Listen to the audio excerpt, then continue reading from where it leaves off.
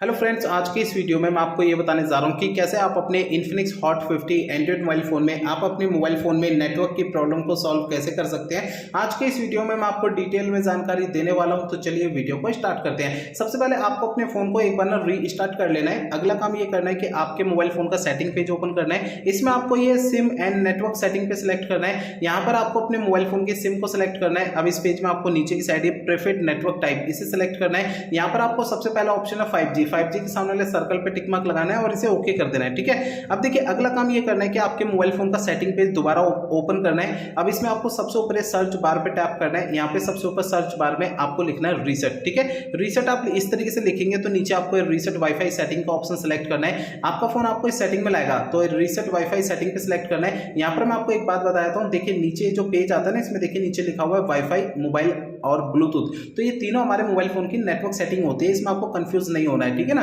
तो यहाँ पर आपको इस पेज में आपको नीचे की साइड है रीसेट का ऑप्शन है, रीसेट पे सिलेक्ट करना है और ये आपको नीचे लिखा हुआ आ जाता है wifi setting have been reset. तो यहाँ से आपको एक बार जो अपने मोबाइल फोन की यहाँ से जो है नेटवर्क सेटिंग को इस तरीके से रीसेट कर देना है। ठीक है, तो मेरे बताए हुए इन सभी तरीकों को यूज करेंगे तो इससे आपके मोबाइल फोन में नेटवर्क की प्रॉब्लम सॉल्व हो जाएगी। ठीक है।